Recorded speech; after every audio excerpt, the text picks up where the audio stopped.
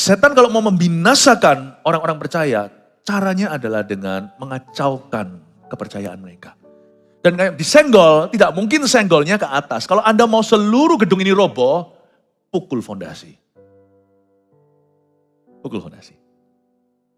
Karena itu setan tidak akan puas bermain di area atas atau di level atas.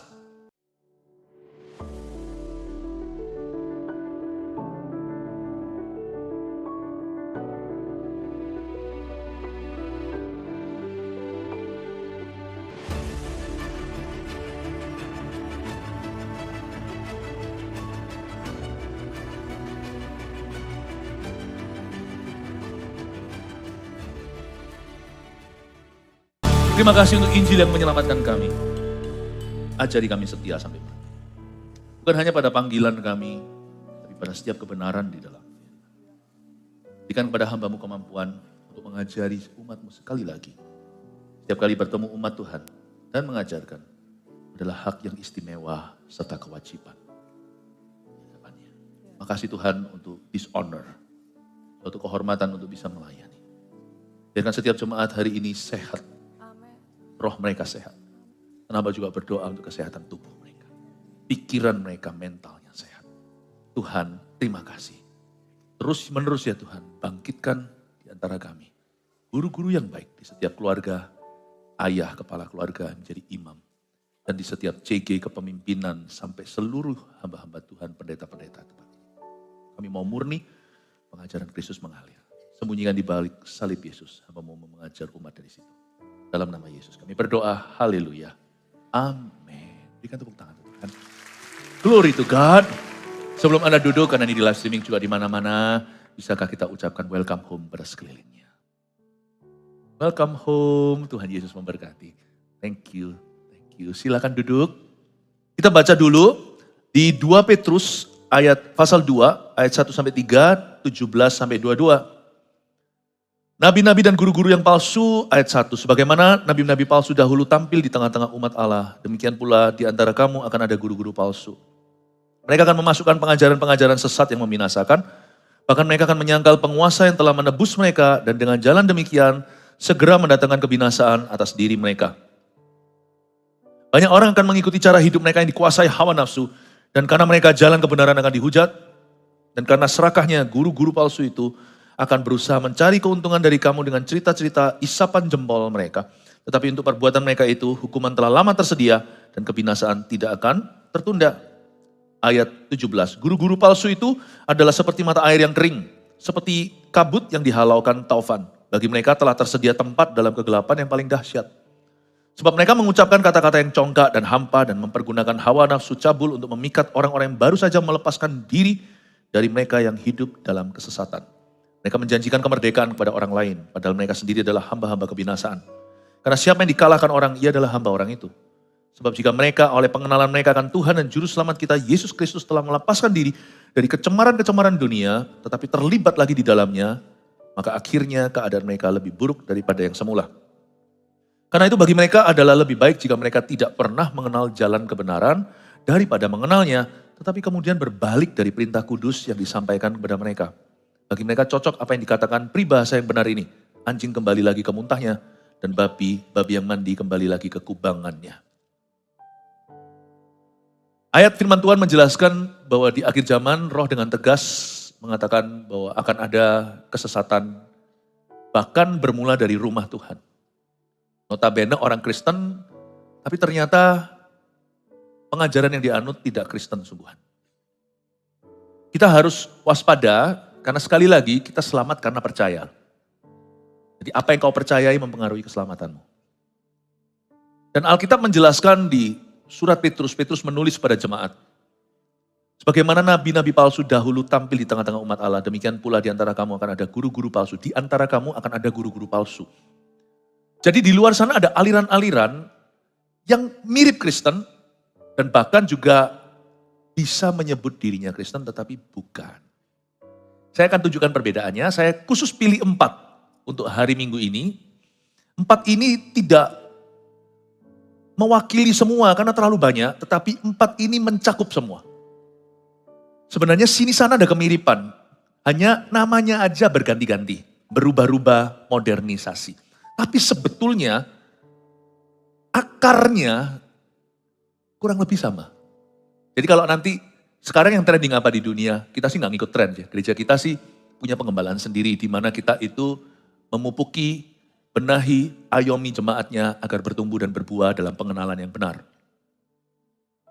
Tapi apapun yang tren di luar sana itu nanti lihat ya, silih berganti, tapi orang Surabaya katakan sami mawon, sebenarnya sama. Berubah-ubah aja, istilahnya maskernya, tetapi esensinya kurang lebih ya itu. Karena semua guru-guru palsu akan menyerang pengajaran sentral tentang Kristus. Ibadah sebelumnya saya sudah jelaskan kalau perbedaan antara gereja itu kalau bukan prinsip, tapi lebih kepada cara, atau bahkan kepada perkembangan-perkembangan, bukan batu penjuru yaitu Kristusnya, Yesusnya kita yakini satu sama pengertian kita, tapi waktu kita jalani kekristenan kita, ada yang percaya kesembuhan ilahi. Ada yang gak percaya kesembuhan untuk hari ini, gak pengaruh ke keselamatan, paling pengaruh ke kesehatan. Itu aja. Yang percaya kesembuhan ilahi juga gak semua sembuh kok kita doakan. Yang gak percaya ya gak apa-apa, orang seneng kok sakit, orang seneng kok masuk surga lewat sakit ya gak apa-apa loh. Hargai, hormati. Saya ngomong gini bukan sarkas. Kalau ada orang merasa, I'm fine, thank you. I'm sick, okay. Aku mati dalam penyakitku. Hargai dia. Let them go. Tapi kalau kita didoakan, lalu kita mengalami kesembuhan yang mana kerap kali itu terjadi, orang yang percaya dan meraup atau menuai buah kepercayaannya, janganlah kau hakimi bahwa kesembuhan itu sesat. Karena nama Yesus berkuasa, saya rasa all of us agree. Semua kita setuju tentang hal itu. Saya rasa itu tidak akan ngaruh gitu ya, tidak akan mempengaruhi keselamatan kita. Tapi kalau Yesus di otak-atik, nah itu keselamatan, itu batu penjuru. Gedung ini kalau cowel-cowel sana sini masih oke sih, tapi kalau fondasinya runtuh, ambruk seluruh gedungnya, semua orang mati. Perhatikan bahwa yang namanya guru-guru palsu selalu menyerang fondasi kebenaran dan selalu sentral kebenaran. Nah itu yang kita perlu waspadai. Jadi saya kasih 4 ini cukup memberi warna. Hingga kita mengerti nanti kemudian hari kalau keluar muncul aliran baru, peduli amat namanya apa, ya kurang lebih lah. Semoga ini bisa mewakili semua, ya mencakup semuanya. Pertama, Jehovah's Witnesses atau saksi Yehova. Ini banyak orang gak tahu, kiranya kita sama. Sebenarnya gak sama, saya tunjukkan perbedaannya ya. Hargailah kepercayaan orang. Intinya saya gak percaya itu sih. Karena kita sebagai orang Kristen, kita punya pendirian iman. Kita tahu keyakinan kita. Do you know your faith? Jehovah Witness, saksi Yehova adalah gereja The Church of Jesus Christ of the Latter-day Saints atau gereja Yesus Kristus ini namanya, label mereka, gereja Yesus Kristus akhir zaman. Orang-orang kudus akhir zaman. Namanya aja gereja, tapi sebenarnya beda. Jadi Anda harus hati-hati, jaga diri, gak usah mengajak, kalau diajak bicara gak usah lah. Karena kita tidak dalam bisnis menangkan perdebatan. Kita doakan aja. Karena jelas-jelas itu beda. Jehovah Witnesses atau saksi Yehova percaya bahwa Yehuwa atau Yehova adalah satu-satunya Allah. Tapi di sini masalahnya, Yesus adalah ciptaannya yang pertama dan tertinggi. Nah ini beda sama kita. Dan mereka tidak percaya Roh Kudus itu adalah seorang pribadi, namun dia hanyalah energi atau tenaga Allah di dunia. Sedangkan kekristenan ini yang kita percayai bahwa Yesus dan Bapa adalah satu dan setara dalam penciptaan. Saya cuma singgung aja ayat-ayatnya ya. Yohanes 1 ayat 1 pada mulanya adalah firman. Firman itu bersama-sama dengan Allah dan firman itu adalah Allah. Jelas dan lugas. Bahwa Yesus adalah Allah. Di samping dia adalah anak Allah yang maha tinggi. Dia adalah Allah Tritunggal salah satunya. Tapi Allah adalah satu. Kita kan gak pernah bisa menjelaskan dengan perfect atau sempurna Allah Tritunggal. Tapi saya percaya bahwa Yesus itu pencipta. Pada mulanya adalah firman. Segala sesuatu diciptakan melalui dia, tidak ada sesuatu pun yang dijadikan tanpa melaluinya. Aku dan Bapa adalah satu, Yohanes 10 ayat 30. Jadi jelas-jelas di sini perbedaan yang sangat kontras dengan saksi Yehova yang percaya bahwa Yesus adalah penghulu malaikat. Yesus adalah malaikat pertama lah yang dicipta. Dia itu ilahi namun bukan Allah. Paham ini? No. Bagi kita, Yesus dan Bapa adalah satu. Lalu Roh Kudus, apakah dia energi bagi orang Kristen yang lahir baru? Roh Kudus adalah Allah.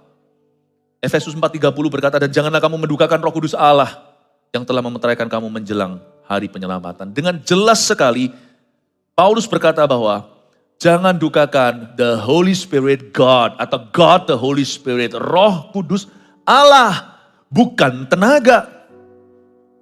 Makanya itu di ayat-ayat yang lain di Alkitab semua dijabarkan. Kalau Roh Kudus disebut sang penghibur. Ada juga ayat yang bunyinya begini, tidak usah dibuka. Kalau kamu menghujat anak Allah, ada ampunnya. Menghujat Allah Roh Kudus, tak ada ampun bagimu. We're not talking about an energy atau aliran listrik. Atau God's creative force atau kekuatan penciptaan Tuhan. Power lah istilahnya. No. Dia adalah Allah. Allah Tritunggal. Karena itu saksi Yehova mirip Kristen tapi bukan Kristen seperti yang kita kenal dari Alkitab. Hati-hati ya, kalau yang begini-begini kita harus langsung mengerti. Bahwa kalau beda Yesusnya ya beda segalanya. Lalu kedua ada Mormonism atau gereja Mormon. Satu hal yang menyolok, yang saya pilih satu aja, belum yang lainnya. Bagi mereka Alkitab tidak lengkap alias tidak final. Jadi terjemahan Joseph Smith, dia adalah pendiri dan nabi Mormon yang sangat dihormati di sana. Dia ada apa yang dia tuliskan, Kitab Mormon itu adalah ilham terakhir dan ilham yang benar. Alkitab menjadi salah satu buku, bukan the buku. Sedangkan bagi orang Kristen, Alkitab itu sudah final. Dia adalah kitab suci yang diilhami oleh Roh Kudus dan sudah tutup di kitab Wahyu. 2 Timotius 3 ayat 16 bunyinya segala tulisan yang diilhamkan Allah. Memang bermanfaat untuk mengajar, untuk menyatakan kesalahan, untuk memperbaiki kelakuan dan untuk mendidik orang dalam kebenaran. Ada kata di situ tulisan yang diilhamkan Allah. Kita percaya kitab Kejadian sampai kitab Wahyu, sekalipun ditulis oleh puluhan authors atau penulis, Roh Kudus lah yang mengilhami. Ini adalah satu-satunya buku yang membedakan, yang beda dengan buku yang lainnya, termasuk buku Kristen yang laris manis. Perbedaannya itu semua extension saja untuk menjelaskan buku yang satu ini. Benar salah harus diuji dengan kitab yang satu ini. Karena hanya satu kitab dalam hidup orang Kristen yang merupakan kitab inspirasi. Hanyalah Bible, the Bible atau Alkitab. Rasul Yohanes penulis terakhir berkata begini, Wahyu 22 bunyinya, aku bersaksi pada setiap orang yang mendengar perkataan-perkataan nubuat dari kitab ini. Jika seorang menambahkan sesuatu kepada perkataan ini, maka Allah akan menambahkan kepadanya malapetaka-malapetaka yang tertulis di dalam kitab ini. Dan jikalau seorang mengurangi sesuatu dari perkataan dari kitab nubuat ini, maka Allah akan mengambil bagiannya dari pohon kehidupan dan dari kota kudus seperti yang tertulis di dalam kitab ini. Wahyu tutup buku. Ya. Alkitab Kristen dan Katolik pun beda jumlah kitabnya. Karena orang Kristen ada 66, 39 perjanjian lama, 27 perjanjian baru. Kitab perjanjian lama mulai dari kitab Kejadian, berakhir di Maleaki. Lalu mulai lagi kitab Injil Yohanes sampai kitab Wahyu. 66 cukup bagiku. Kenapa 66? Kalau saya sebagai orang Kristen, saya tidak perlu nambah. Pokoknya itu keyakinan kita. Karena 66 aja saya belum kuasai kok. Kenapa perlu ekstra? Sudahkah kau mengasihi musuh-musuhmu? Sudahkah kita bersyukur dalam segala keadaan? Sudahkah kita bersuka cita dalam segala perkara? Filipi pasal 4. Saya rasa inilah wahyu Yesus Kristus dalam hidup saya yang harus saya pertanggungjawabkan suatu hari kelak. Yang ketiga saya mau jelaskan tentang Christian Science. Disinilah gereja kalau ada hati-hati, kena hawa kurang enak di dunia, memang belum tergolong sesat, tapi kalau kita ikut-ikutan, jangan sampai longsor kerohanian. Christian Science itu itu jauh ekstrim di sebelah situ, atau yang disebut dengan Kristen ilmu pengetahuan. Bagi mereka, Roh Kudus itu bukan pribadi Allah, melainkan ilmu pengetahuan ilahi saja atau divine science. Surga dan neraka juga nggak ada bagi mereka. Itu hanyalah ilusi pikiran atau the states of mind. Kalau itu ada, karena memang kau pikirkan ada. Dosa serta penyakit itu hanya ilusi. Tidak ilmiah. Harus ada sesuatu yang kita salahkan lah, misalnya setan. Oh, setan itu sungguhan ada. Dia bukanlah rekayasa manusia. Dia sudah ada sebelum manusia dicipta. Bagi Christian Science, makanya ini jauh lebih menjamur di negara barat yang mengeluhkan dan menyembah logika. Bukan berarti tidak logis loh ya. Orang-orang Kristen di timur enggak. Tetapi mereka lebih, segala sesuatu itu science. Science is God. Nah gereja kalau ikut-ikutan, kalau roh mereka lemah, karena kita dipanggil untuk menyembah dalam roh dan kebenaran. Kalau roh kita lemah, gereja bisa ikut-ikutan seperti Christian Science. Roh Kudus pun mulai disingkirkan. Semua itu pokoknya motivasi-motivasi. Firman pun tidak percaya bahwa Alkitab ini diilhami. It's a good book, alright. Ini buku yang baik. Ngajarkan orang untuk berbuat baik. Jadi isinya nanti cuma motivasi, tidak pernah memberitakan repentance atau pertobatan. Tidak pernah bicara dengan tegas tentang dosa. Tidak pernah memberitakan tentang sorga maupun neraka. Sebab setiap kali kita jamah topik itu apalagi neraka, kontroversinya luar biasa. Dan gereja mulai juga menyingkirkan bahasa roh. Loh, yang perlu dilakukan seperti Paulus terhadap Korintus adalah mengoreksi tepat gunanya. Bukan menghapuskan itu. Apalagi di dalam konteks yang tepat seperti doa syafaat, altar call untuk menyembah, itu luar biasa indahnya. Jadi gereja itu sebenarnya juga sedikit banyak kalau kuat dalam kebenaran tapi lemah rohnya dia akan ke ilmu pengetahuan.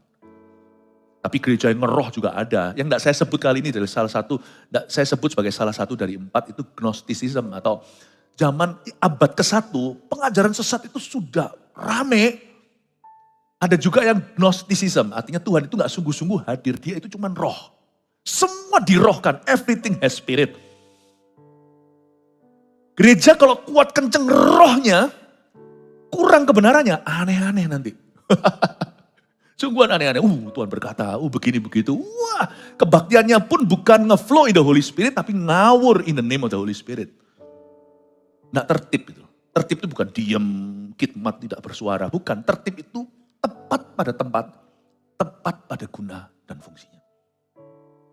Dan bisa menjelaskan apa adalah apa. Gereja kalau kuat spiritnya, tapi rapuh atau kosong kebenarannya, itu gereja akan ngeroh dan menjadi tertawaan dunia. Dan juga bahkan membuat banyak orang salah paham tentang Tuhan. Masa Tuhan begitu? Bapak Ibu Saudara, saya ingin Anda mengerti ini. Christian Science percaya itu. Lalu kekristenan percaya apa? Ini yang kita yakini bahwa Roh Kudus adalah pribadi. Dan dia pribadi ketiga Allah Tritunggal yang diutus kepada gereja. Dan dosa serta kutuk dan sorga dan serta neraka itu ada dan nyata. Roma 3 ayat 23 dengan jelas Tuhan berkata lewat Rasul Paulus. Karena semua orang telah berbuat dosa dan telah kehilangan kemuliaan Allah. Dan oleh kasih karunia kamu telah dibenarkan dengan cuma-cuma. Karena penebusan dalam Kristus Yesus. Roma 6 ayat 23. Upah dosa ialah maut. Kata maut itu neraka. Tetapi karunia Allah ialah hidup yang kekal dalam Kristus Yesus Tuhan kita. Gak usah disebut juga, gak usah dimunculkan satu persatu. Langsung di luar kepala saya ingat seperti Yohanes 14. Di rumah Bapakku ada banyak tempat tinggal, dalam bahasa Inggrisnya. In my father's house there are many mansions. Kalau gak ada, aku tentu memberitahukan kepadamu. Bagaimana tahu jalan ke situ? Kata Thomas, kata Filipus. Akulah jalan kebenaran dan hidup. Nah, seorang pun datang pada Bapa kecuali melalui saya. Ada satu lagi ini yang luas, namanya liberal Christianity. Atau Kristen liberal, atau universal. Gak apa-apa lah, apapun kepercayaannya, pokoknya kita sama. Yang penting berbuat baik. Ini sudah ada dari dulu. Apapun namanya hari ini, saya gak ngikuti apa yang trendy. Tapi Kristen liberal mengajarkan bahwa, come on lah guys, Kristen itu jangan picik. Jalan ke Roma itu ada banyak. Di dalam dunia ada 2 jalan kata Yesus. Lebar dan sempit. Tapi Kristen liberal percaya semua jalan sama. Beda aja jalannya, tujuannya sama. Kristen tapi, ngaku Kristen. Tapi liberal. Liberal. Pemahaman Kristen gak boleh sempit guys. Gitulah kira-kira kalau dia bisa berbunyi. Tapi harus berkembang, mengikuti zaman. Bahkan gereja pun mulai se ekstrim itu di negara barat. Yang memberkati homosexual marriage. Gak apa-apalah. Memang itu sudah takdir. Ya, gereja tetap harus mengasihi semua orang. Jangan salah, kasih itu tidak lemah. Kasih tidak meniadakan kebenaran. Kalau kasih meniadakan kebenaran, sekalian aja Yesus jangan turun dari sorga, dipalungan lagi, naik ke salib, digantung di situ, mati dengan cara yang mengejutkan. Kenapa tidak kasih? Ya sudah gitu loh. Kasih ya sudahlah, abaikanlah, tutup sebelah mata. Nggak bisa. Karena begitu besar kasih Allah akan dunia ini. Dia kirim utus anaknya yang tunggal, mati di kayu salib for you and me. What kind of love you talking about by the way? God's love or weak love? God's love killed his son. Kasih Allah yang menyerahkan anaknya yang tunggal. What kind of love you talking about? Misalnya sekarang kita cinta istri. Lalu istri sama laki lain-lain gak apa-apa lah, terima dia apa adanya. Oh sorry ya, aku akan mengasihi dan mengampuni. Lu harus lepas dari pria itu. Cinta seperti apa? Yang you don't fight for your belief. Oh sorry, kalau istri juga sama, gak apa-apa, aku dimadu. Protes, ibu-ibu, aku gak mau. Pilih aku sama anak-anak atau dia. Gak mau, jangan mau dimadu. Itu yang ditawarkan oleh guru palsu. Oke lah, Yesus adalah guru yang baik. Tapi bukan satu-satunya jalan, dia bukan jalan keselamatan. Sedangkan kekristenan percaya ini yang kita yakini. Pemberitaan tentang salib adalah satu-satunya berita keselamatan, katakan amin. 1 Korintus 1 ayat 18 berkata, sebab pemberitaan tentang salib memang adalah kebodohan bagi mereka yang akan binasa. Tapi bagi kita yang diselamatkan, pemberitaan itu adalah kekuatan Allah. Jadi orang yang memberitakan Injil yang sejati, orang itu akan disalah ngerti, dibilang picik lah, orang Kristen itu pikirannya sempit lah. Dan yang populer hari-hari ini adalah orang yang mau nge-floor, on the dance floor. Dengan semua keyakinan yang lain. Saya beritahu ya, kita perlu menghormati. Kalau kita memberitakan Injil, beritakan Injil dengan cara yang positif. Jangan jelek-jelekkan orang lain, kepercayaan lain. Enggak perlu. Kita dengan cara yang penuh kasih, positif. Namun pada pusat Injil itu sendiri ada sebuah keyakinan tanpa kompromi. Persekutuan itu dengan saudara seiman. Menjadi pasangan yang sepadan dengan orang-orang yang beriman. Dengan yang lainnya kasihi, hargai, hormati. Tapi bersekutu itu hanya dengan orang-orang yang percaya pada Kristus. Saya akan menghargai semua orang. Saya tidak akan prejudis. Kalau secara profesional misalnya di dunia kerja, orang itu ahli sekalipun dia bukan Kristen, apalagi lebih jujur, kasih kesempatan. Siapa bilang orang Kristen selalu paling jujur? Gak tentu. Namanya orang berdosa, diselamatkan dengan anugerah. Tapi kalau saya cari istri, saya cari yang Kristiani. Pasti. Kalau saya cari nasihat, atau jika saya bicara tentang Tuhan, saya tidak mau ngeflorkan Tuhan seolah-olah Tuhanku adalah one of them. Saya harus menjaga kecemburuan hati Allah. Daripada saya paksakan shalom kepada seseorang yang bukan Kristen, shalom. Atau saya yang harus terpaksa pakai bahasa sapaan mereka. Bukankah membuat kami berdua munafik terhadap iman kami? Mendingan saya selamat siang.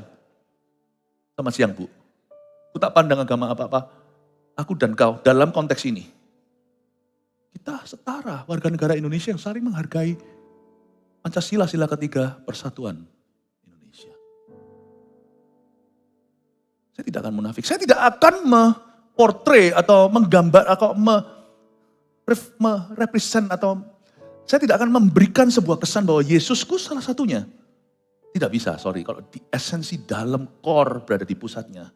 I believe Jesus is the only way. Tapi saya tidak akan menghina. Tapi jangan suruh saya kompromikan supaya saya populer sama kamu. Di dalam lubuk hatiku, aku percaya Yesus adalah Tuhan. Kalau enggak, aku tinggalkan kalau dia salah satunya. Ya mati kayak gitu berarti gak ada jalan lain. Kalau masih ada jalan lain ngapain mati? Buat apa? Kalau bisa minum obat ngapain operasi? Ya kan? Sebab aku mempunyai keyakinan yang kokoh akan Injil, kata Paulus di Roma 1:16. Karena Injil adalah kekuatan Allah yang menyelamatkan setiap orang yang percaya.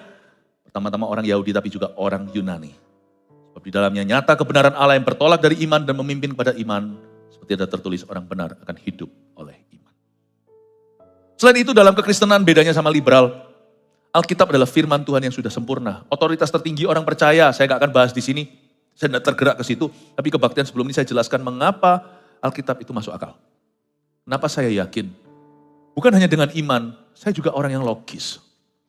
Orang tanya sama saya, kenapa you believe in the Bible? Orang yang logis, karena di dalam Alkitab tidak ada kitab Yesus kan. Yesus tidak menulis biografinya sendiri. Saya lebih suka begitu banyak author, penulis terbentang zaman ratusan tahun, bahkan ribuan dan juga puluhan. Menulis tentang satu pribadi yaitu Mesias. Bagi orang yang lahir baru, kita bisa melihat Yesus dari halaman pertama Alkitab sampai halaman terakhir. Dan mereka semua ngomong tentang Mesias. Persis plek sama beda zaman. Authornya bahkan bukan Tuhan Yesus yang ditulis sama mereka. Penulis, Yesus tidak menulis tentang dirinya. I love the Bible, saya cinta Alkitab.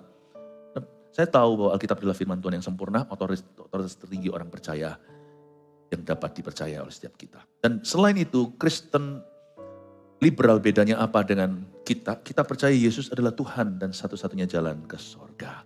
Amin? Amin? Itu perbedaannya. Nah sekarang mari kita baca dari 2 Petrus pasal 2 tadi, ayat 1 saya mulai akan bahas satu persatu. Guru-guru palsu. Saya jelaskan dulu ayat pertama.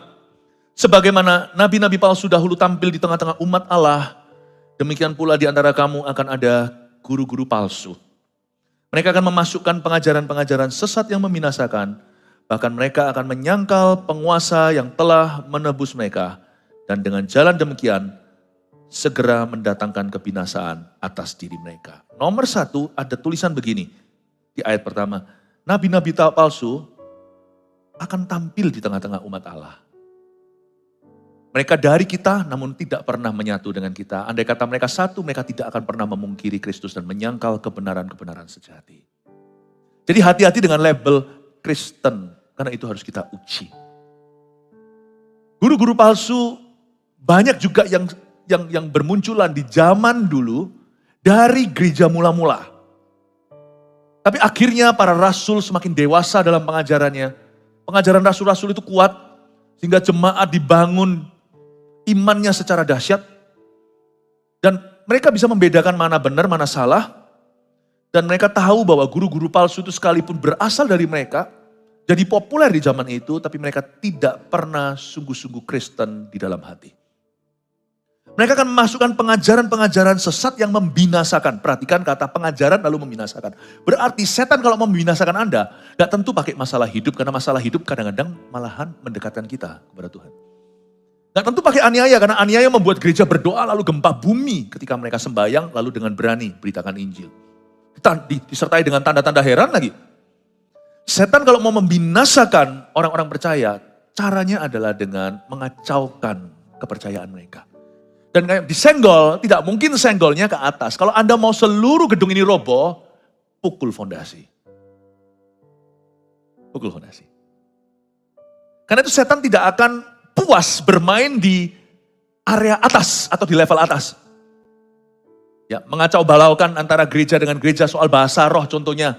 Ah ya come on lah. Ya sudah gitu loh, gak apa-apa. Gak percaya kesembuhan ilahi. Yesus siapa? Yesus Tuhan, pencipta. Yes, anak Allah, mati sungguhan gak? Atau itu yang digantung di salib itu bukan Yesus? Yesus. Bangkit beneran? Bangkit pada hari ketiga. Naik ke sorga gak? Naik. Bakalan turun lagi gak? Iya turun. Shake hand, shake hand. Ku tak pandang dari gereja mana, puji Tuhan, kau saudara seiman. Tapi gak percaya kesembuhan ilahi. Ya, apa-apa.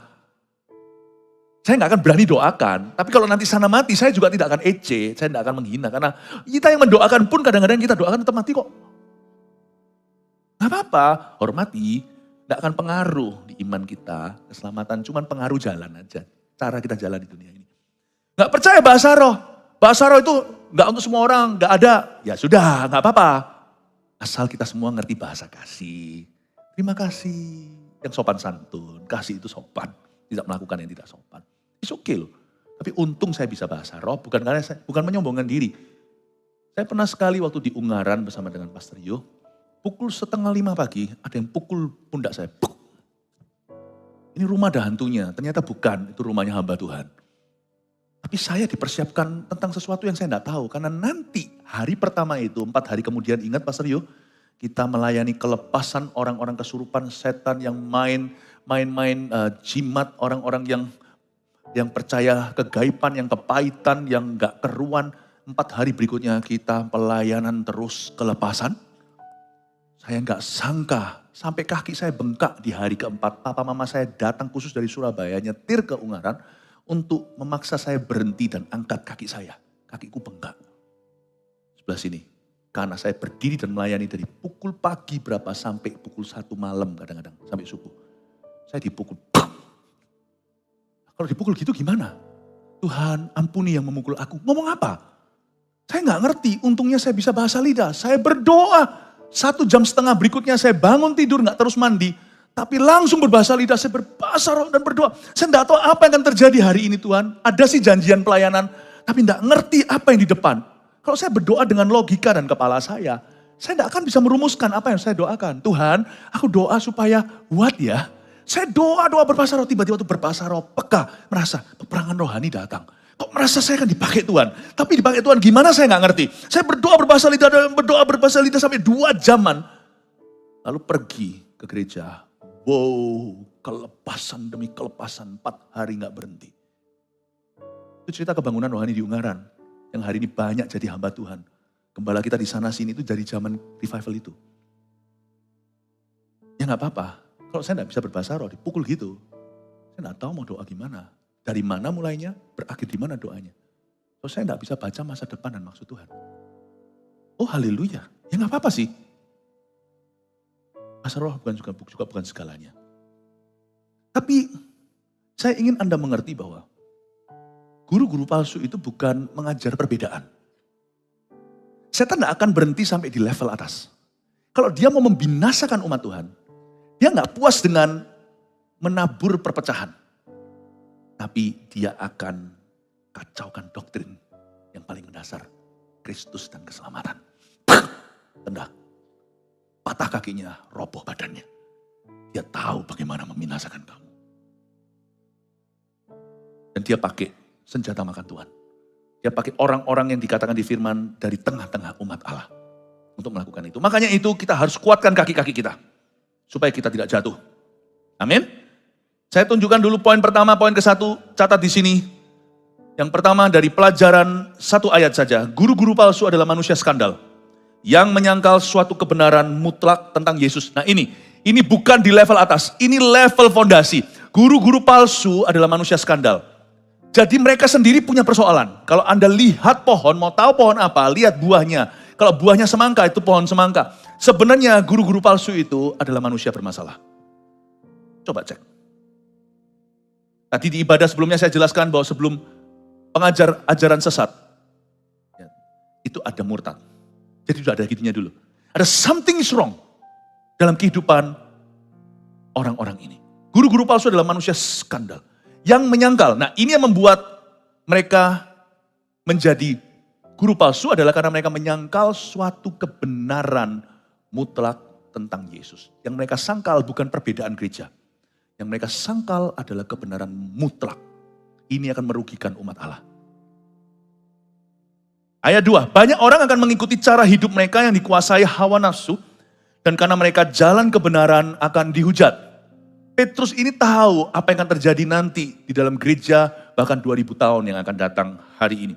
Banyak orang akan mengikuti cara hidup mereka. Petrus sudah memperingatkan bahwa banyak orang akan terbawa. Minimal mereka akan bingung. Makanya itu tugas gereja adalah menggembalakan kawanan dombanya. Jangan kepo. Kami tidak diberikan wewenang pada semua gereja. Hanya Tuhanlah kepala gereja. Tapi gereja yang dititipkan dan dipercayakan. Itu yang harus kami jaga. Hari Minggu ini adalah hari Minggu yang saya sengaja untuk menjaga imanmu. Dan memelihara iman orang-orang kudusnya. Banyak orang akan mengikuti cara hidup mereka. Yang dikuasai hawa nafsu. Dan karena mereka, gara-gara mereka, bukan hanya pengajarannya, nanti cepat lambat akan ketahuan kehidupannya. Gara-gara mereka jalan kebenaran akan dihujat. Dengan kata lain, kekristenan disalah ngerti secara luas. Jadi bingung kan? Orang Kristen pun jadi kacau kan. Jalan kebenaran akhirnya akan dihujat. Bukan yang sama yang Kristen. Tapi dari luar orang akan melihat. Dan iblis akan tertawa. Oh puji Tuhan, bagi gereja yang sehat pelihara iman, kita diluputkan dari yang beginian. Kasih tepuk tangan untuk Tuhan Yesus. Nomor 2, dari ayat 2 saya tambahkan. Dengan mengikuti mereka, kita sedang membahayakan keselamatan jiwa kita sendiri. Ingat bahwa kita ini selamat karena percaya, bukan karena perbuatan. Jadi boleh dikatakan keselamatan itu juga ada doktrin dasarnya. Pada hari di mana kita terima Injil, entah itu lewat papa mama karena kita dibesarkan di keluarga yang Kristiani, atau waktu kita ke gereja diajak teman, atau ketika seorang teman bawa Injil kepada kita, atau ketika kita menonton TV suatu hari lalu ada acara program Injil di sana. Kapan kita selamat? Ketika kita percaya bahwa Yesus mati untuk kita dan Yesus sungguhan bangkit pada hari ketiga. Mungkin kalimatnya yang mengena adalah Jesus loves you, lalu habis itu dari firman yang didengar, khotbah misalnya selama setengah jam, Anda tidak ingat apa-apa, cuman ingat Yesus mengasihimu, Yesus mati untukmu. Lalu Anda percaya, ada yang nangis, ada yang diam-diam di hati beriman, ada juga yang bijama, ada yang histeris. Detik di mana kau percaya, engkau dibenarkan. Ketika mulutmu mengaku, engkau diselamatkan. Jadi kita harus mengerti bahwa keselamatan itu datang karena iman. Karena kita percaya makanya kita selamat. Jadi setan tahu gimana membuat seseorang itu binasa. Kacaukan kepercayaannya terhadap Tuhan. Dengan mengikuti mereka, kita sebenarnya sedang membahayakan keselamatan jiwa kita. Jangan main-main dengan guru-guru palsu. Karena Anda tidak melawan sebuah doktrin atau teologi. Itu spirit yang memikat. Kebaktian sebelum ini saya jelaskan. Bahwa sebelum disebut ajaran sesat, firman Tuhan peringatkan di Timotius, di surat Paulus. Bahwa mereka mengikuti roh-roh ajaran sesat. Itu spirit yang memikat. Jangan kita ikuti sama mereka, nanti ibadah terakhir saya akan jelaskan gimana kita jangan sungkan. Itu akan membahayakan keselamatan kita. Jauh lebih bahaya daripada yang kita kira. Karena kalau kita salah perbuatan kita masih bisa diperbaiki. Karena kita tahu jelas itu salah, kita lari. Lalu karena kita dikejar oleh Roh Kudus, akhirnya kita kembali. Dan kita jauh, kita tahu bahwa kita sedang berada di sisi yang salah, tinggal dibenarkan. Tapi kalau kita kacau dengan kebenaran, dengan apa kau dibenarkan? Kalau garam kehilangan keasinannya, dengan apa diasinkan? Setan itu tidak bodoh, dia itu licik. Makanya kita harus punya hikmat, hikmat firman. Setan tahu gimana menyesatkan bumi. Dan setan tahu bagaimana menjatuhkan seorang hamba Tuhan, bahkan seorang anak Tuhan yang jalan dengan Tuhan, lihat muka dengan muka. Namanya Adam dan Hawa. Dan setan mengerti bagaimana cara yang paling efektif untuk membinasakan saudara. Makanya orang Kristen tidak boleh hanya puas sampai di level mujizat. Apakah aku dapat berkat? Tolong aku, doakan saya, aku punya kebutuhan dan pergumulan. Nah, not enough. Karena tuntutan zaman tidak cukup. Anda tidak bisa sampai sana saja. Anda harus berbenah. Pengenalan yang benar juga harus punya pengetahuan yang benar akan Tuhan. Tidak perlu ke sekolah teologi, nggak perlu ke seminari atau sekolah Alkitab, nggak perlu. Cukup baca Alkitab, renungkan, lakukan, dan yakini dengan segenap hati. Tidak perlu Anda belajar teologi. Amin. Tapi orang Kristen tidak boleh hanya memikirkan semua kebutuhan yang bisa dirasakan. Karena hari-hari ini adalah hari-hari yang jahat.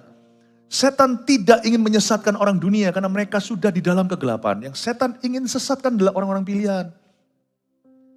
Tadi kebaktian gak usah saya ulang. Rumah saya itu ditargetkan dulu waktu saya sekolah di Kanada. Ada banyak orang tinggal di rumah saya, keluarga saya, teman-teman saya ngekos di sana. Oleh saksi Yehova. Singkat cerita saya hadapi terpaksa, saya harus pasang badan. Kalau enggak didatengin terus. Akhirnya suatu hari Tuhan kasih saya hikmat. Dan mereka tidak berani lagi datang ke rumahku. Saya di blacklist tuh rumahnya. So, saya lihat fan mereka waktu jalan. Minggu-minggu berikutnya selalu rumah saya dilewati. Dia ketok pintu kanan kiri. Saran saya adalah cukup segini. Anda dengar dari gembala sidangmu. Gak usah debat sama orang. Gak usah debat nanti kalau ketemu atau kalau Anda diinjili oleh orang-orang tertentu. Udahlah. Anda sudah dipuaskan di rumah Tuhan. Anda tahu kebenaran. Ya. Dan tidak perlu juga Anda berdebat di sosial media. Nganggur apa? Sana kerja. Doa, masih ada waktu, doa. Kurangi screen time. Bicara sama orang di sekeliling Anda. Kita harus tahu dulu sesuatu, dengan mengikuti mereka, kita sedang membahayakan keselamatan jiwa kita sendiri. Jangan buka celah. Ayat 3, dan karena serakahnya guru-guru palsu itu akan berusaha mencari untung dari kamu dengan cerita-cerita isapan jempol mereka, tetapi untuk perbuatan mereka itu hukuman telah lama tersedia dan kebinasaan tidak akan tertunda. Wow, ada kata hukuman telah lama tersedia bagi guru-guru palsu ini, membuat saya jadi ingat kata-kata di surat Yakobus, jangan banyak di antara kamu yang ingin menjadi guru. Ayat 3, ayat 3 sih, poin nomor 3 dicatat di sini. Janganlah banyak orang mau menjadi guru, sebab seorang guru akan dihakimi lebih berat. Yes. Silakan difoto dulu sebelum lupa. Keluarkan HP-nya gak apa-apa. Ya, ceklek, munculin ya. Yes, ini dia menunya. Puji Tuhan. Jangan banyak orang menjadi guru, sebab seorang guru akan dihakimi jauh lebih berat. Sebenarnya di dunia ini sekarang itu sangat susah untuk bisa dikendalikan. Semua orang dengan konten di tangan yang bisa dibuat sendiri, dengan mudah menjadi guru. Dengan gampang setiap orang berkomentar, setiap orang beropini. Seolah-olah kata-kata yang dia tuliskan apapun itu juga menjadi otoritas. Padahal sebenarnya ya, Tuhan yang Maha tahu bahwa tidak semua orang yang cipta konten itu cukup dewasa untuk lakukan itu. Studi mereka, pengenalan mereka akan Tuhan aja belum cukup sampai ke sana. Zaman dulu lain, panggung itu ada, zaman sekarang panggung di tangan. Itulah sebabnya orang yang sehat imannya akan berbenah dulu. Mari kita sama-sama bertumbuh dan dewasa dalam pengenalan kita akan Tuhan. Jangan tergesa-gesa untuk jadi pengaruh, jangan terburu-buru, dan juga jangan percaya semua guru. Saya ngomong begini ini bukan meralat apa-apa, bukan mengoreksi, bukan menegur apa-apa. Anda sedang melihat seorang hamba Tuhan yang gagap teknologi. Saya tuh nggak terlalu ngerti apa di luar sana, saya itu cuma di feed aja sama teman-teman yang ada. Tahu nggak ada ini, ada itu, oh ya namanya begini, namanya begitu. Saya itu cuma tahu dari pihak kedua, ketiga secara tidak langsung. Saya itu nggak nganggur terus scrolling, lihat-lihat itu saya nggak begitu. Jadi sebenarnya khotbah-khotbah yang saya berikan di dalam gereja itu lebih banyak saya dapatkan lewat lutut saya ketika saya berdoa. Kalau waktunya ya waktunya. Tidak menjadi sermon yang reaktif bagi dunia. Setiap pengajaran yang ada di gereja ini dihasilkan dari ruang doa, persekutuan pribadi dengan Tuhan. Tuhan, kapan bilang apa? Kapan ajarkan apa? Itu semua menurut kehendak Tuhan. Dan suatu saat waktu saya berdoa untuk Anda, Tuhan gerakkan saya. Keluar satu kalimat setiap pada Injil, ingatkan jemaatku dan domba-domba penggembalaanku agar mereka setia sampai mati kepada Injil dan bukan Injil yang lain. Saya jadi ingat, Tuhan ngomong begitu sama saya, akhirnya saya pikir minggu ini saya harus khotbahkan. Bapak Ibu Saudara, janganlah ikut apa yang trending di dunia. Sebab sekarang ini banyak guru-guru yang muncul entah siapa yang melantiknya. Pengenalan juga belum cukup, materi juga tidak kuasai. Tiba-tiba semua orang mau punya authority, mau berotoritas untuk berbicara. Di zaman yang narsis ini, everybody wants to be a somebody. Sedangkan firman berkata, jangan kau menjadi guru sebelum waktunya. Bahkan jangan banyak berambisi ke situ. Kecuali panggilan Allah. Sebab apa yang kau ajarkan akan menjadi suatu hari pertanggungjawaban pribadimu dengan Tuhan di akhirat. Jangan banyak orang mau menjadi guru sebab seorang guru akan dihakimi lebih berat. Ayat 17, saya jelaskan ayat per ayat. Guru-guru palsu itu adalah seperti mata air yang kering, seperti kabut yang dihalaukan taufan, bagi mereka telah tersedia tempat dalam kegelapan yang paling dahsyat. Ada suatu konsekuensi yang luar biasa. Untuk orang-orang yang kudu mau ngajar, padahal belum waktunya atau salah pengajarannya. Tempat dalam gelap yang paling dahsyat kusediakan untuk mereka. Sebab mereka mengucapkan kata-kata yang congkak dan hampa dan mempergunakan hawa nafsu cabul untuk memikat orang-orang yang baru saja melepaskan diri dari mereka yang hidup dalam kesesatan.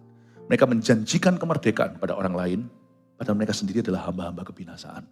Dari mana kau tahu pohonnya? Dari buahnya lah ya.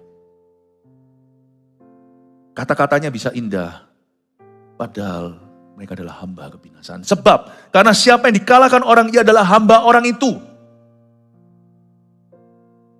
Seorang guru tidak akan pengajarannya melebihi hidupnya. Itulah sebabnya saya bersyukur untuk gereja-gereja lokal yang sehat. Karena di situ guru-guru dan gembalanya tidak hit and run. Kalau penginjil-penginjil yang keliling misalnya, karena kita tidak bisa follow up. Tetapi kalau penggembalaan, rumput hijau, air tenang, gak bisa hit and run, gak bisa tabrak lari. Kau tahu hidupku, aku tahu hidupmu, kita selalu ketemu. Haleluya. Makanya Tuhan ajarkan bukan guru-guru palsu, lawan guru-guru palsu adalah penggembalaan yang benar. Di dalam gereja yang sehat, Tuhan akan bangkitkan nabi, rasul, guru, gembala, penginjil, pengkhotbah. Itu akan tidak bisa disembunyikan. Mereka menjanjikan kemerdekaan pada orang lain, kata Petrus, padahal mereka sendiri adalah hamba-hamba kebinasaan. Karena siapa yang dikalahkan orang, ia adalah hamba orang itu. Janganlah pengajaranmu melebihi kehidupanmu. Makanya itu untuk mau jadi guru dan menyebut diri pastor, be careful. Saya ditanya sama anak saya, berapa lama yang lalu, pastor itu apa? Apakah dia pastor? Gini nak, pastor itu bukan karena orang sekolah teologi lalu dia lulus, dia menjadi pastor. Bukan ya. Karena banyak orang punya teologi. Teologi itu after all, seperti biologi. Biologi itu kan, kalau misalnya, biologi. Itu kan, logi itu kan ilmu. Logika kan, ilmu bio, ya, ilmu badan. Teologi itu the study of God sih. Pelajaran tentang Tuhan. Tidak melulu tentang Alkitab, tapi buku-buku lain, rumus-rumusnya. Orang belajar teologi tidak menjadikan dia pastor. Orang khotbah keliling, kemana-mana diundang, tidak jadikan dia pastor. Karena pastor, sebutan pastor itu seperti sebutan father. Anak saya tidak panggil saya papa tanpa alasan. Karena saya komit membesarkan mereka. Hubungan saya dengan anak saya udah puluhan tahun. Kata pastor itu disandang untuk mewakili sebuah hubungan yang dijalin bertahun-tahun dengan jemaat yang sama. Collective people bisa bertambah jemaatnya, tetapi dengan orang itu, dengan group of people, dengan grup orang-orang itu bertumbuh bersama-sama dalam suka dan duka, saling mengingatkan, saling menajamkan, dan seorang pastor membesarkan jemaatnya dalam takut akan Tuhan. Saya bilang, nak, that's a pastor. Lawan kata guru palsu adalah gembala. Bukan guru, tapi gembala. Sebab di dalam gereja pasti ada pengajaran, pasti ada kasih mesra, pasti ada teguran, pasti ada suara kenabian, pasti ada pengutusan, suara kerasulan, pasti ada penginjilan. Saya bersyukur di gereja yang sehat, jemaat itu diluputkan. Sebab jika mereka oleh pengenalan mereka akan Tuhan dan Juru Selamat kita, Yesus Kristus telah melepaskan diri dari kecemaran-kecemaran dunia, tetapi terlibat lagi di dalamnya, maka akhirnya keadaan mereka lebih buruk daripada yang semula. Karena itu bagi mereka adalah lebih baik jika mereka tidak pernah mengenal jalan kebenaran daripada mengenalnya, tapi kemudian berbalik dari perintah kudus yang disampaikan kepada mereka. Bagi mereka cocok apa yang dikatakan peribahasa yang benar ini. Anjing kembali lagi ke muntahnya, dan babi yang mandi kembali lagi ke kubangannya. Sebenarnya saya tambahkan beberapa hal ya. Pengajaran yang salah di luar sana, itu selalu Anda bisa tarik benang merah, coba lihat pengajarnya. Jangan lihat pengajarannya dulu. You see the teacher. Pengajarnya. Itu paling mudah. Jadi sebenarnya yang namanya pengajaran yang bukan firman itu selalu dimulai dengan hidup yang di luar firman. Tapi celakanya ada tipe kedua yang lebih sulit dideteksi, yaitu apa? Pengajarannya betul. Tapi yang ngajar hidupnya salah. Nah gimana itu? Coba ya renungkan ya. Orang ngajar tentang kasih. Pengajarannya betul sekali. 1 Korintus 13 dibahas sampai bahasa asli. Pulang ke rumah, sang pengkhotbah pukul istri. Yang kayak gini Tuhan bilang seperti pengajaran Farisi. Yesus ngomong gini sama murid-muridnya. Kamu lihat mereka duduk di kursi Musa. Kamu ikuti pengajarannya Matius 5. Tapi kamu jangan ikuti example atau teladannya. Puji Tuhan. Orang-orang yang memperkenalkan saya kepada Tuhan dan mengajar saya dalam dasar-dasar kebenaran, beberapa diantaranya jatuh hari ini. Anda tidak perlu tahu, toh Anda tidak kenal. Ini kan dari masa-masa lalu. Ada orang-orang yang membimbing saya, tapi sekarang bagaimana? Ada orang yang mendoakan saya, sekarang bahkan tidak jadi orang Kristen. yang pernah doakan saya. Apakah saya ikut-ikutan? Oh enggak. Karena Roh Kudus yang pakai orang itu. Orang itu duduk di kursi Musa, kursi panas. Dia mengajarkan Taurat dengan benar, tapi hidupnya nggak benar. Nah yang kayak begini, ya, gurunya palsu, pengajarannya asli. Yang ini yang susah. Dahulu kala waktu saya masih Kristen lahir baru, saya itu dibimbing oleh kakak-kakak rohani yang hidupnya bermasalah. Sungguhan loh. Saya masih ingat kok, awal-awal terjadi insiden di gereja, saya nggak usah lagi cerita. Itu jelas-jelas perbuatan dosa. Tapi 8 tahun saya di negara lain waktu itu kenal Tuhan. Di bawah pelayanan kakak-kakak rohani ini. Setiap kali mereka sampaikan firman itu saya pergumulan. Aku tahu hidupmu gimana. Tapi saya belajar setia pada Injil. Bukan kepada mereka. Dan apa yang diajarkan itu membuat saya tetap bertumbuh. Jadi saya tumbuh itu bukan berada di bawah orang-orang yang sempurna. Saya tumbuh di bawah asuhan orang-orang yang beberapa di antara mereka merugikan kami dengan sengaja. Ada ceritanya juga sebagian di Before 30 biografi saya. Mendengar mereka pimpin pujian, sampaikan firman, susah di hati saya untuk respect.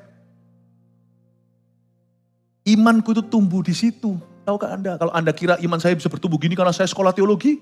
Bukan, iman saya bisa bertumbuh gini karena saya dibimbing oleh rasul-rasul Yesus Kristus. Enggak juga. Tapi saya jaga hati saya. Mereka duduk di kursi Musa tapi pengajarannya benar. Yesus berkata, ikuti ajarannya, jangan hidupnya. Berkat terbesar dalam gereja apa? Setelah Tuhan Yesus adalah juru selamat kita adalah kalau Anda punya guru-guru yang benar hidupnya dan pengajarannya, maka itu berkat. Itu berarti di dalam keluarga seperti Anda punya ayah teladan. Anda punya ibu atau mama teladan. Sebaiknya gereja jangan sampai teriris-iris hatinya. Aduh ajarannya betul tapi kelakuannya salah. Semoga jangan sampai jemaat masuk dalam dilema kayak begitu. Mari kita sama-sama berlomba hidup dalam kebenaran dan mengajarkan kebenaran. Tapi ada orang yang pengajarannya salah. Jelas sekali dan lugas kalau Anda lihat dan telusuri. Orang itu hidupnya salah dulu. Jadi siapa yang Anda dengarkan, Anda perhatikan hidupnya. Biasanya pengajaran itu hanyalah kamuflase kehidupannya. Agar Anda tidak silau sama dosanya. Pengajaran itu seperti sebuah bungkus. Kalau Anda melihat buahnya, Anda akan tahu pohonnya. Bukan lihat pengajarannya. Look at the teacher. Then you will see. Sama Anda dan saya akan menyadari yang mana yang benar, yang mana yang salah. Saya ajari Anda untuk bisa menimbang segala sesuatu. Di zaman-zaman dunia ini semakin hari semakin penuh dengan dusta, semakin abu-abu. Saya berharap supaya hari-hari ke depan Anda maupun anak cucu Anda tidak akan pernah jatuh ke tangan guru-guru palsu. Karena itu berarti kebinasaan. Yang saya sayangkan kalau sampai ada orang yang miring, nanti akhirnya dia terhilang. 3 poin tadi tolong dimunculkan ketiga-tiganya. Saya kasih rangkuman sederhana. Guru-guru palsu itu apa definisinya? Mereka adalah manusia skandal. Lihat hidupnya. Pasti you find something. Yang menyangkal suatu kebenaran mutlak tentang Yesus. Ini keberatan. Yaitu mereka menyangkal 1-2 kebenaran. Entah Kristus bukan Tuhan kek, atau Kristus bukan satu-satunya jalan. Ada aja, pokoknya ada satu kebenaran yang tidak main-main. Itu kebenaran fondasi yang digara-gara. Ya, 2, dengan mengikuti mereka, kita sedang membahayakan keselamatan jiwa kita sendiri. Do not entertain them. Don't entertain them. 3, janganlah banyak orang mau menjadi guru. Sebab seorang guru akan dihakimi lebih berat. Mari kita semua sehat iman, mawas diri, jangan berambisi. Saya berdoa supaya kita semuanya bertumbuh dengan pelan-pelan di hadapan Yesus. Suatu hari saya diberitahu sama tim tim sosial media kami. Ko Philip, segera punya sosial media. Kenapa? Yang memalsukan akunnya Koko ada dan minta pulsa. Ampun deh gua minta pulsa. Berapa puluh tahun saya gembalakan Anda. Saya pernah minta sama Anda sesuatu uang. Bangun gereja aja enggak pernah saya buka mulut. Ampun deh. Terpaksa. Saya itu enggak punya ambisi sungguhan. Ambisi terkenal enggak ada. Mau guru atau gurui orang enggak. Tapi Tuhan kirim orang-orang yang mengikuti ya saya harus gurui. Saya harus ajari. Kami harus gembalakan. Masa ditaruh di depan karpet kami ada tulisannya welcome home di situ, lalu ada bayi tak bertuan. Masa saya tidak angkat, tidak rangkul, tidak kasih makan, tidak kasih pakaian? Janganlah. Jangan ambisi untuk bersuara. Kecuali kalau Anda punya materi untuk dibagikan. Kalau hatimu negatif, lebih baik jangan bicara.